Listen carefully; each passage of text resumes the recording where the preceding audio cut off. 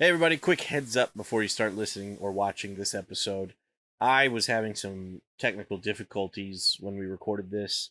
In fact, I put an outtake at the very end where I freeze and. So my audio starts off pretty good and gradually just gets worse. And I tried to do what I could with it, but by the end, I had to like crank the volume. For whatever reason, I got really quiet, but like the noise,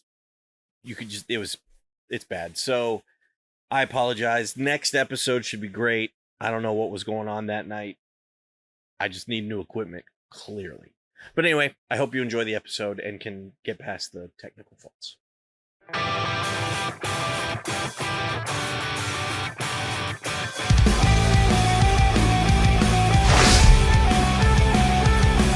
Hey everybody, and welcome to another episode of Cinema Heroes. I'm Justin Speck. I'm Jay Stu. And today we are talking about Justice League Dark. Released in 2017, directed by Jay Oliva, and written by Ernie Altbacher, from a story by J.M. DeMatteis and Ernie Altbacher. I always stumble on J.M. DeMatteis' name because I have no idea if I'm pronouncing it right.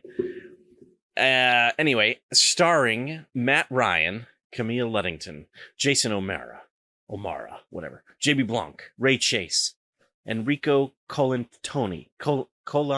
I screwed it up again. It's the guy from Just Shoot Me. He's great. Roger Cross, Jeremy Davies, Rosario Dawson, Jerry O'Connell, Alfred Molina, and Nicholas Turturro as Deadman. This was, like I said, released in 2017, and it was also the next film in the New 52 universe marathon that we are kind of sort of doing. Stu, you saw this when it first came out, correct? Yes. And what were your initial thoughts? I loved it. This is yet another movie that I feel like I have to defend. A lot of people don't really care for this movie amongst the DC Universe movies. I am not one of those people. I love this movie. I like my stories dark, and this gets the job done. It scratches that itch. So yeah, I like it. I like it a lot. I wasn't really looking forward to it when it was, I guess, announced or when it was coming out. Mm-hmm. But I buy all these DC animated movies, so I had to, of course, buy this one. Mm-hmm. And I was familiar with all of the characters except for Deadman. Mm-hmm. And I just wasn't, I don't know. I used to like Swamp Thing as a kid. And I knew a little bit about John Constantine, and I was just kind of like, I don't know if I want to care about this movie that much. But then after watching it, I was like, dang, that was really good. I actually really enjoy it. It's one of my favorites, I think, from the new 52 universe as well. I did not expect that. Yeah. I was really, really pleasantly surprised by it. I really liked Matt Ryan as Constantine. Deadman, actually, I really enjoyed that character. Yeah. Etrigan, they all were very, very, it was a cool movie, and it was a dark movie. This is a rated R animated film. Yes. And so, yeah, it was a cool story. I like the animation. I like the music a lot, which we can talk about later. So yeah, I was pleasantly surprised. I remember thinking it was really good. Yeah. It's not perfect. I can't even say that it's one of the best movies in the DC animated universe, but it is one of my favorites. Like, if I'm being completely subjective, it is definitely one of my favorites. Yeah. I love the cast of characters, the Zatanna, Batman, of course, Constantine, Deadman, Swamp Thing, the demon Etrigan. Etrigan is one of my favorite DC characters, especially of the more obscure characters. I loved him in Batman the Animated Series, right. Justice League Unlimited. I very, very much want to see these characters, especially Etrigan and Zatanna, in live action. I need that in my life.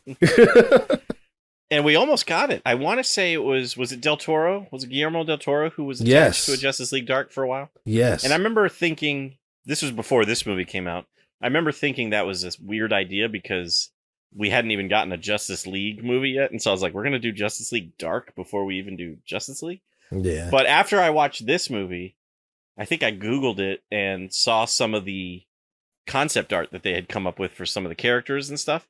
and I was like, man, I wish we had gotten that movie. Man, you got to send me that link. I need to see that. Yeah, I'll see if I can find it. I remember looking at pictures of there was like costume or concept art for Deadman, who looks basically just like he does in this. Yeah. And I want to say Swamp Thing and Constantine. I think those were the three that I saw. Okay. I'll look again and try to find it and give it to you. But yeah, I that would have been cool, I think. Yeah, like I said, I'm a huge fan of Etrigan, and a lot of people have fan casted Michael Fassbender as a live action Jason Blood. Jason Blood, okay. And while I think he has the look, personally, I would like to see Tom Hardy as Jason Blood. Yeah. I think if he plays him like he plays his character in Inception, perfect. Chef's Chef's kiss. And he can also play Etrigan because he can do the duality thing with with Venom and kind of change his personality along with his voice. So yeah, he could do a motion capture Etrigan for sure. Yeah. So he could definitely do the dual roles and do it justice. All pun intended. Right. So Matt Ryan, who plays Constantine in this, was Constantine on the short-lived live action television show. Yes. And then he went on to play him for DC's Legends of Tomorrow. He became like a recurring or main character on that show. And he's pretty much voiced him every time they've had Constantine in these animated movies. Yeah. So for your live action fan casting, we'll say, would you keep Matt Ryan or would you recast Constantine? For me, it would either be Matt Ryan or Keanu Reeves. I like both versions. Matt Ryan is more comic book accurate as far as his look, but both of them really have the personality down. Matt Ryan also has the accent because Constantine is obviously supposed to be British. Yes. So I really like both iterations of that character. So either one of them, I'd be fine with. Yeah. Keanu Reeves was my introduction to Constantine. I think mine too. I don't think I realized before seeing the movie, because I'd never really read them or anything, but I had seen Hellblazer comics before, which I think John Constantine was in. And so I just never put it together, especially because Constantine typically is drawn or whatever as a blonde. Right. And so I just never even connected the dots until after I saw the movie. Right. But you and I are in the same boat. I was well aware of the character. I had seen the comic books before, but I never knew that Keanu Reeves was that character. Right, exactly. Just because he looked different than the source material. But obviously they're the same character. And he nails it. He is Constantine. Yeah. That movie's on our list to do because it's a comic book movie. And I actually have not seen the Keanu Reeves Constantine in quite a while, so I'd be interested to revisit that. I watched it last year from my 100 first time watches. So yeah, I'm looking forward to watching that again. Nice. I saw that one in the theater, and I know I've rewatched it since then, but it's probably been over 10 years since I've watched it, so it's been a while. But I do remember liking it, and I remember liking him in it especially. And I remember liking Shia LaBeouf in it too. I forgot he was in that. I know. I forget about it too every now and again. I'm like, Swamp Thing I was familiar with it from a kid because I had like Swamp Thing action figures, and there was a live action TV show which I did watch, but there was also an animated series. Yeah. And I think I watched that probably more. So, but I didn't know about Swamp Thing quite as much as like I do other DC characters. But I liked, for whatever reason, I liked Swamp Thing as a kid, but like I didn't know, if you had asked me before this movie and stuff what Swamp Thing's like human name was or whatever, I would have never been able to tell you it was Alec Holland and stuff like that, Yeah. I knew who the character was. I never read any comics or watched any of the TV shows. But I heard that the live action TV show was actually really good. The one that was on originally on DC, a couple years ago. Yeah. I wanted to watch that one. I never got around to it, so I need to check that one out.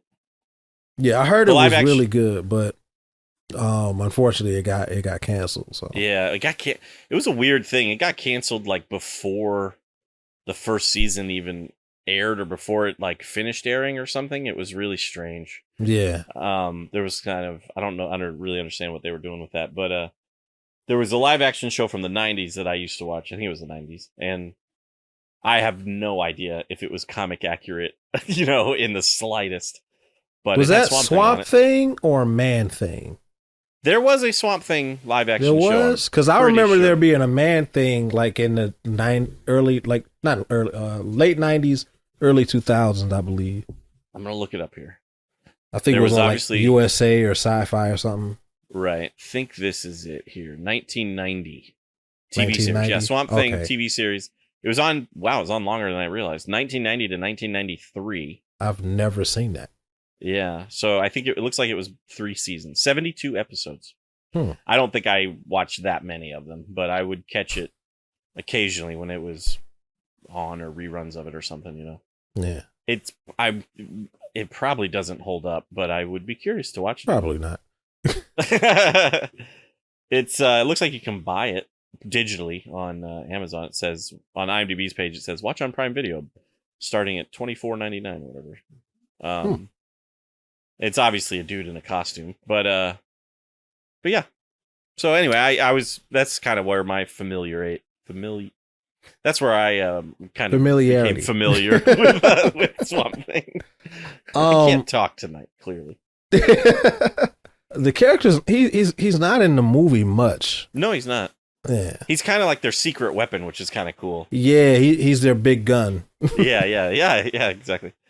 And I like that. I like how Constantine, Constantine kind of just pisses people off left and right, it seems. Yeah, and, yeah.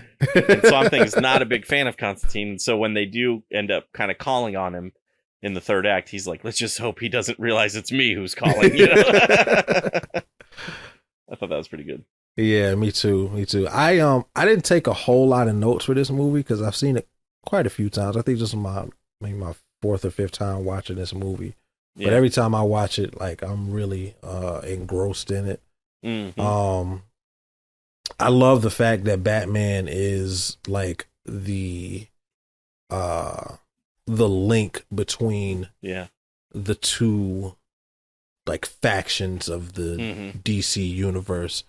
You got the Justice League with the everyday, more lighthearted side, and then you got the more darker, obscure characters with Constantine and Zatanna and Etrigan, the demon, and Batman is like right there in the middle to kind of link those two worlds. And I think this movie has a really interesting story. There are a few places where it kind of falls a little flat, but for the most part, I think the story is really interesting. I love how this movie opens up. Yeah, I do too. That was my first note. I didn't take very many notes either, but I took a couple. And my first note was, this is, like I said, an R-rated animated film. Mm-hmm. And it opens up pretty dark, where people are seeing like demons, but it's like a hallucination. Those are actual just humans. Yeah, it's regular but they people. don't see that. And so this woman, that starts off with this woman, and she drives her car and she's just running over demons, but then it cuts to what's actually happening and she's just running over people. Yeah. And she goes to Wonder Woman. She's like, save me from these demons. He's like, what are you talking about? Right. Only demon I see is you. And then we cut to like a father. Oh like a man, shotgun. that scene was crazy. Yeah. Cause it like that, even though that was that first scene was the opening of the movie, that second scene really set the tone for what kind of movie you were in for. Oh yeah. Yeah, because that first scene I was like, wow, that's kind of dark for an animated superhero film. Like, even though it is rated R, it just not what we're used to. Mm-hmm. And then you see that but scene, wait, and he's there's more. right. I know. He's holding the shotgun, and it's his wife and like kid. Mm-hmm. And then It's 2 kids. Oh, okay, 2 kids, and it's Batman who shows up, I believe this time. Or no, it's Superman that shows up this time. Mm-hmm. And the guy, it's like, they're demons, they're monsters. He's like, if you don't believe me, check my shed. And they they go to the shed, and it's just a murder shed. He's just killed. He's got like 7-8 bodies in his shed. And so I was like writing notes, like, wow, this movie's kind of dark. And then I saw that scene, I was like, this movie's very dark. It's very dark because you see like the bodies hanging on meat hooks from the ceiling, and they show the blood dripping. Like, it's dark and it's obscure, but you know what it is. Right, like, you know what it is. And then that would have probably been enough, but instead they go a little further. But wait, there's more. And there's a woman with like a newborn standing on a rooftop, and she is gonna throw her baby off the rooftop because in her eyes it's a demon baby. Yeah, even though it's like just an a eyeball in his mouth and horns coming out his eyes. Like, they went all in on the design for these demons. Yeah, they did. And she does end up throwing the baby off the roof, and Batman has to save it. And then after he saves the baby, you see that mom has committed suicide. And so I was just like, we're just getting darker and darker. You're right. So yeah, definitely set the tone for the film.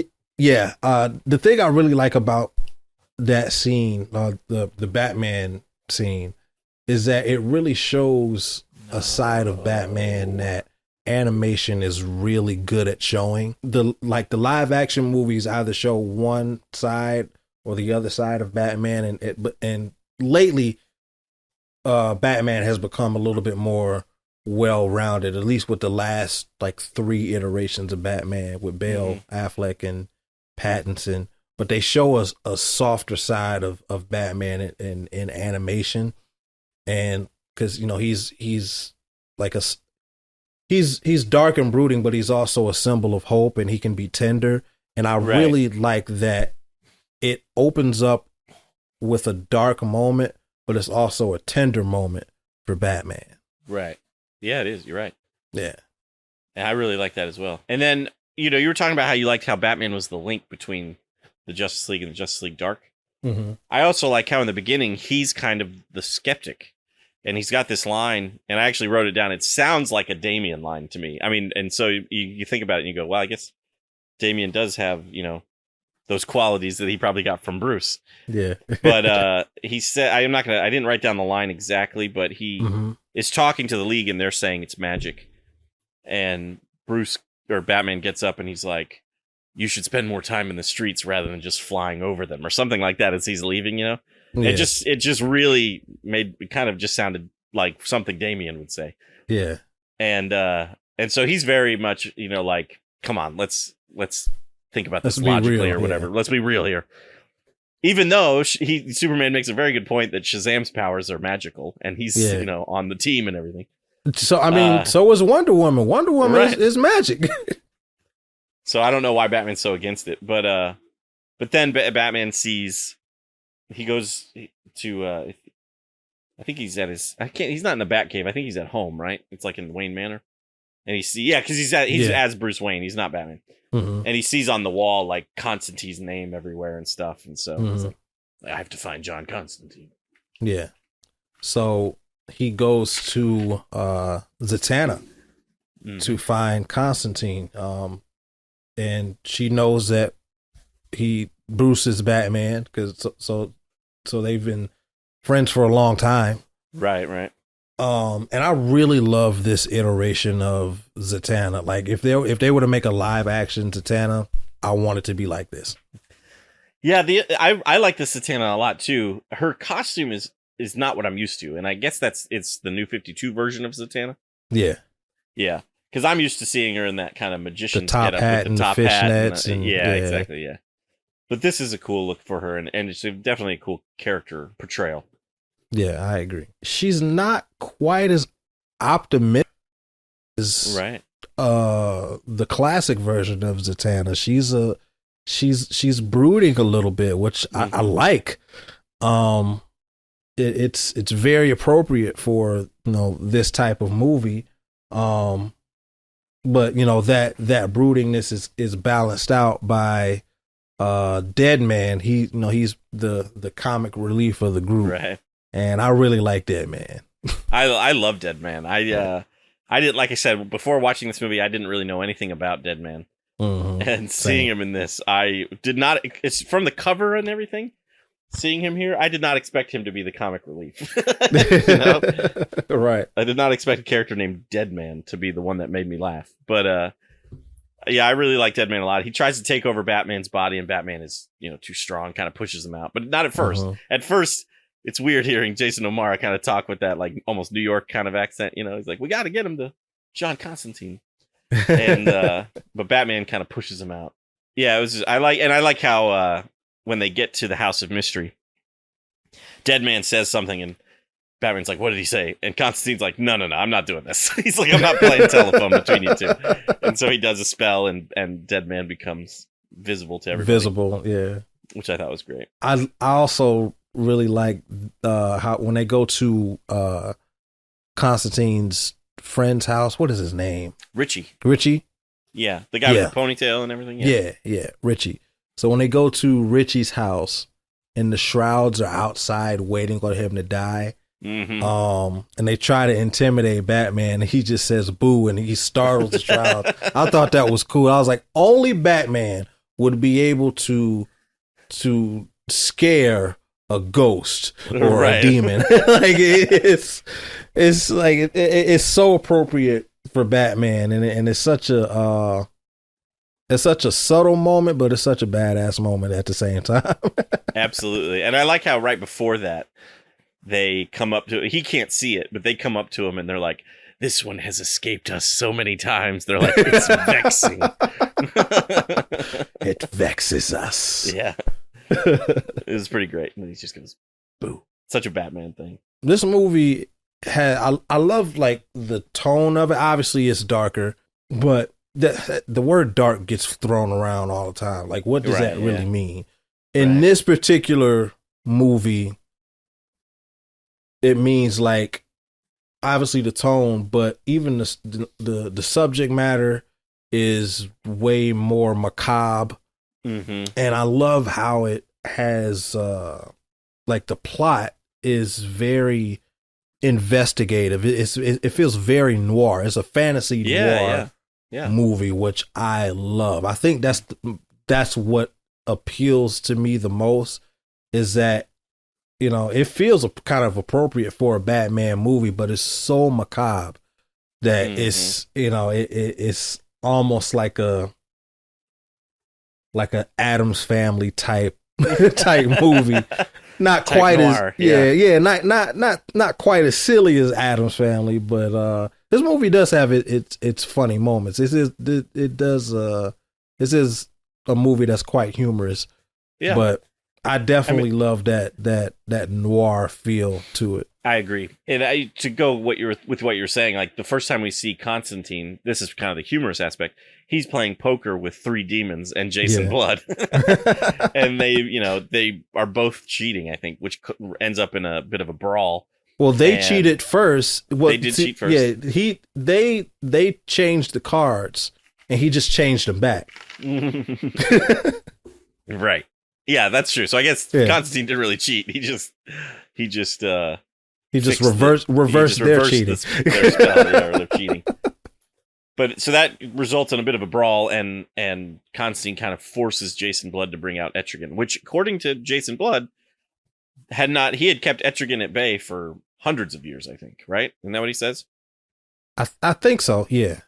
So he's very upset with Constantine because it had kind of incredible Hulk vibes, He was like, Etrigan could have killed people, and so it's kind of like that whole I can't let him out because he's too dangerous type of thing.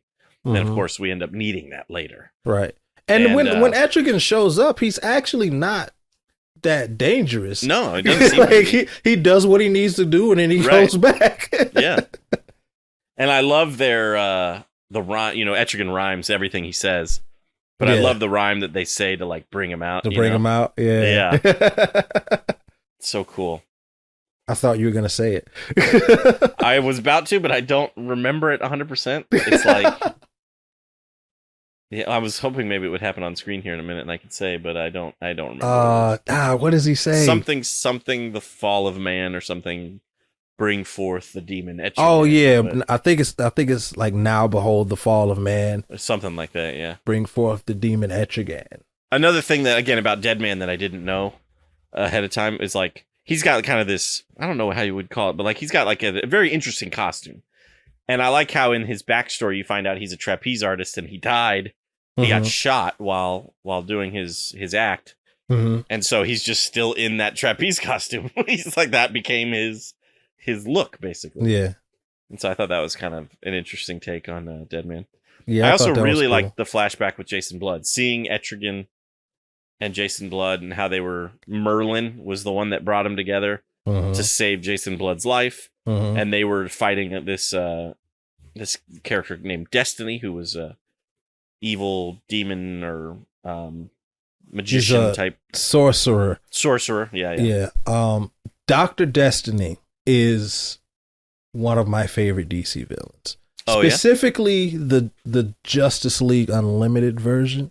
Okay. Was it Unlimited? It might have just been regular Justice League, but I don't know. I like Dr. Destiny, and seeing him in this movie, played by the legendary Alfred Molina. Yeah. It made me very, very happy. Sure did. I do like that Justice League version of him a little bit better than this version, although I think this version looks a lot cooler. Yeah. But it's still, seeing him in this movie was a treat for me, because not a lot of people are familiar with Dr. Destiny. But I hope that we do get to see him in live action someday, because he's dope. Yeah. I'm not super familiar with him, so I don't know him. And I have not watched all of the Justice League cartoons, so I only really know him from this, I guess. He does look pretty cool though in this. He kind of reminds me a little bit of Skeletor from a little bit. Yeah, definitely. He definitely got Skeletor vibes. He's like a mixture of like Skeletor, Doctor Strange, and Mr. Sinister. Right. Yeah. That's a good description. I couldn't help but think of Doctor Strange, of course, while watching this movie, just because of the magic usage, magic and some mysticism. And a lot of some of the symbols and stuff when it comes off their hands and everything looks very kind of similar. They don't have the sparks like it does in the movies version of Doctor Strange, but a lot of the magicians in this movie are like either evil versions of Doctor Strange or they're like less morally ambiguous versions. Yeah, they're morally ambiguous versions of Doctor Strange. That's a great way of putting it. Yeah. Yeah. Constantine is definitely morally ambiguous because he's always pissing people off. So yeah. He's a good character though. Like, he's got his reasons for what he does, and it's usually like they're pretty good reasons. He just does not care about who he's going to upset when he does it and stuff. No, like that. not at all. Not at all. One part of the movie that I like but I don't like, it's weird. It's when they're in the hospital and they're going to question old dude who it's the killed, guy from the beginning who killed with the murder barn. Or murder shed. Yeah. Yeah, with the murder shed. And the note that I wrote down was funny, and I just wrote down Dookie Demon. Yeah, the one in the hospital like hallways and stuff. Yeah, and that kind of took me out of it. I'm like, what in the world is going on right now? Like, why is this happening? Yeah, that was a little strange. That demon was kind of odd. Like, I like the scene for what it is, but I didn't like that it was just a giant demonic turd. Right. I did like the scene too. I like the scene where, Constantine and Zatanna go like into that guy's mind or whatever. Yeah, because they're trying to figure out like what exactly he saw and what caused him to see that. And that's what leads them to Felix Faust, because he sees the ring. Right. But they have to get out of there fairly quickly because of the turd demon. It's the Dookie Demon. The Dookie Demon. That's a better way of putting it. The Dookie Demon. But Felix Faust is a red herring. Yeah, and I kind of have a small problem with that. I don't mind him being a red herring. For me, there wasn't enough lead up to him. The only thing that we saw was his hand, who was the ring.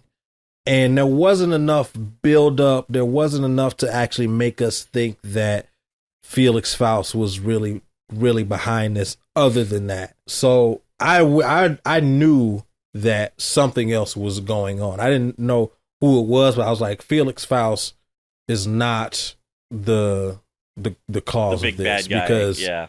we only have one clue as to what it as to him being, you know, the main villain of the movie, and I'm like, Right. like we still don't know his motive. We don't know anything. Even when they confront him, we still don't know anything about it. Right. So I was like, that he has to be a red herring. Yeah. And when we finally do find out what's going on, that's when it kind of gets back on track. And I get a little bit more excited because we find out who is right. behind everything. And we understand the motivation a little bit better for Destiny because we see the flashback with Etrigan and all that stuff. Yes. And Merlin. Yes. And and I actually kind of like the twist that Richie is a part of that, and of course Richie gets played again basically by Destiny. Yeah. We had a deal type of thing, you know, and he gets taken over. But I liked how, you know, when Richie was introduced, I remember kind of thinking like, this is why it was one of those things. Why like, is he here? Why is this character? Yeah, why do we?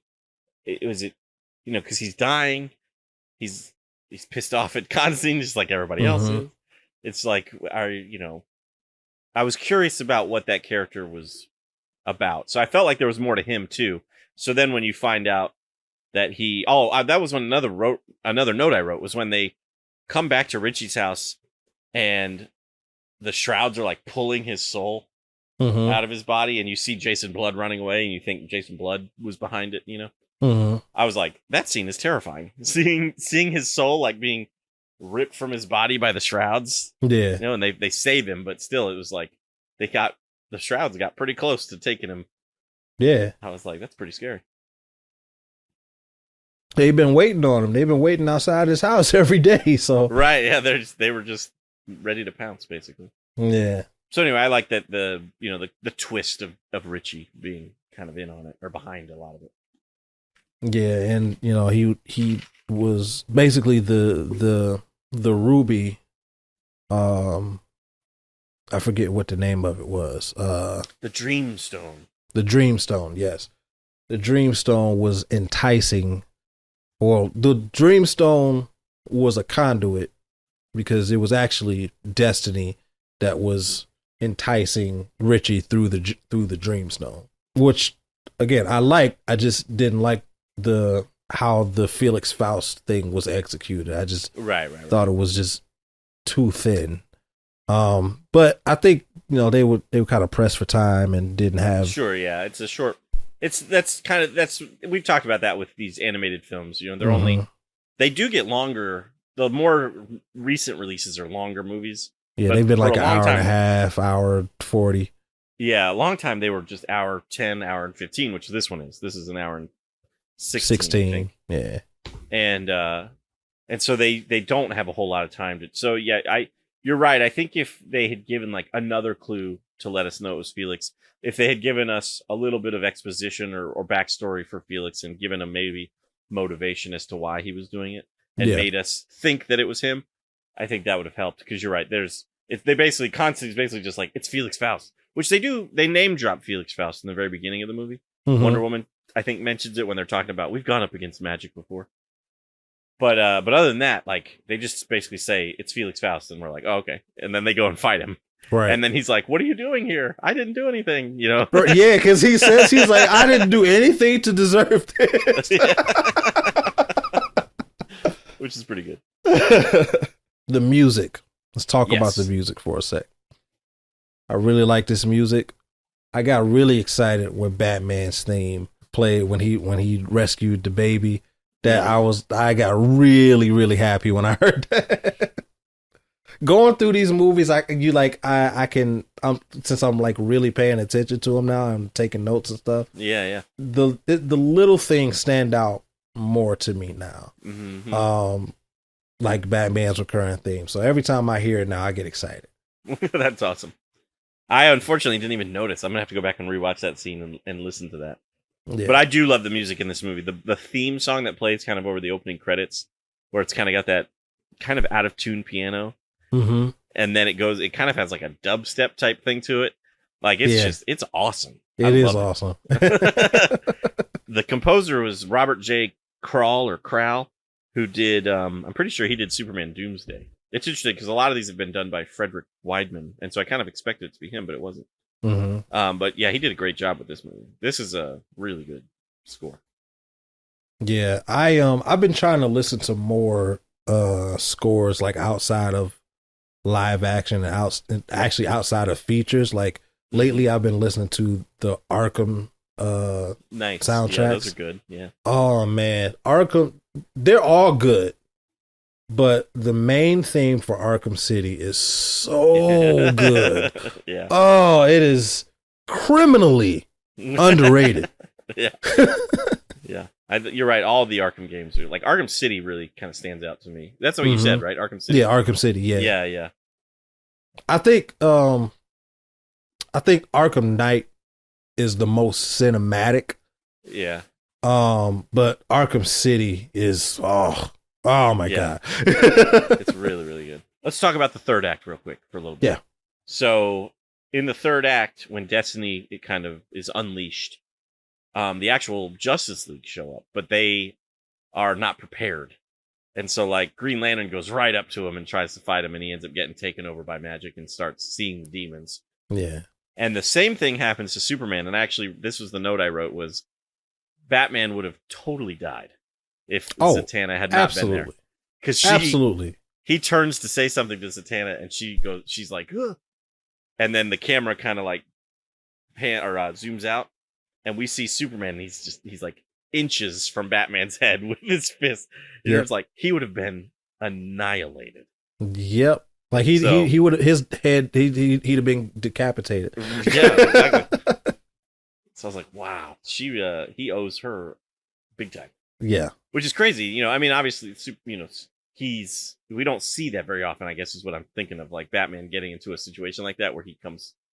Batman, of course, has like death-defying things, like the Shroud said. You know, he has defied us numerous times. Yeah, but he's never, I don't think, I've never seen him be like that close to death. To certain death. Yeah, right. Exactly. Usually it's something like, you know, he's trapped in a steel cage. He's got to, you know, he got some time to get out, something like that. But like, if it had not been for Zatanna being eagle-eyed, he would have been very unalive. That's right.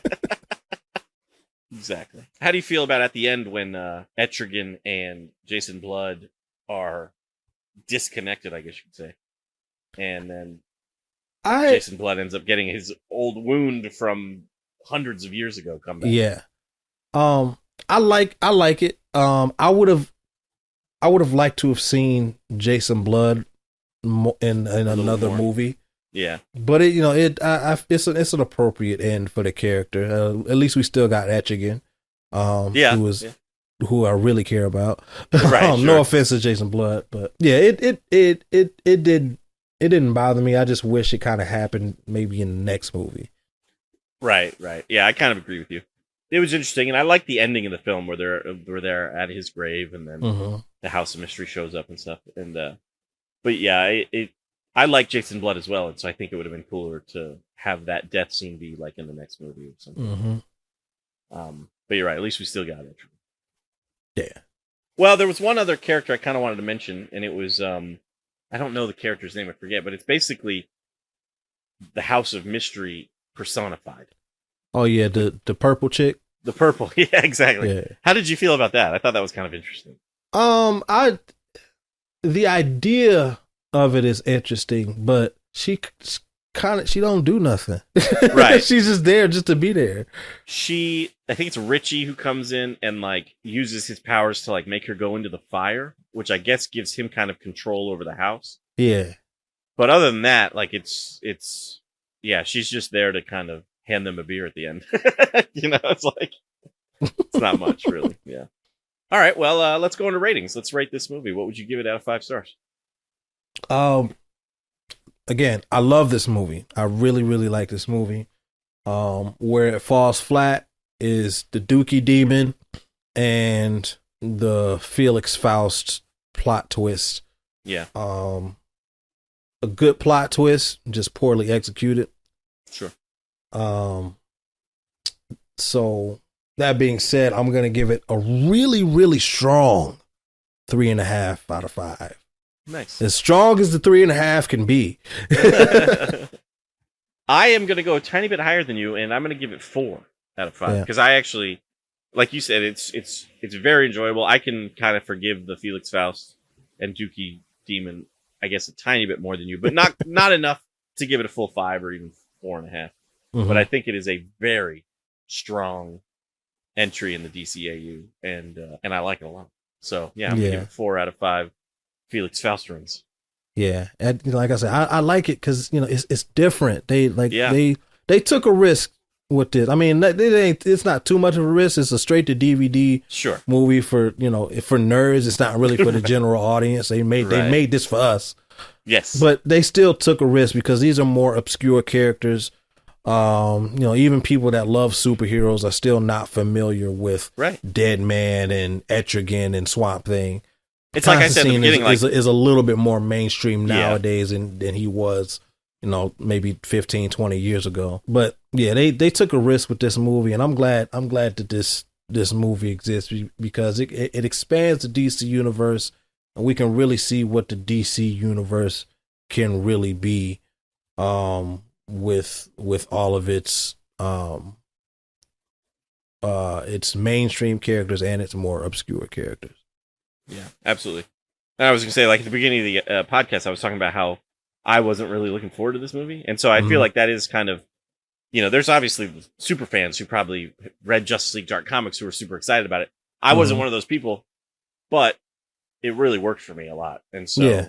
Yeah, I mean, you and I were pretty much that. We went in kind of blind. We had like surface level knowledge of the main characters, but as far as like any like story and lore, like I didn't know much, and I was pleasantly surprised. Yeah, absolutely, I agree. Well, we'd love to know what you think about Justice League Dark. You can always let us know at cinemaheroes.com. You can also let us know on Instagram or Twitter. Both handles are at CinemaHeroes. You can also leave a comment down below if you're watching this on YouTube, and if you are, please give the video a thumbs up. Subscribe to the channel if you haven't already. I think that about wraps it up for this episode. I'm Justin Speck. I'm Jay Stu. As always, thanks for listening. Thanks for subscribing.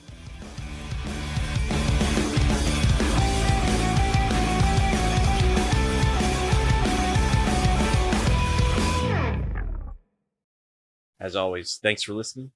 Thanks for subscribing. Oh, you gotta be kidding me. Wow.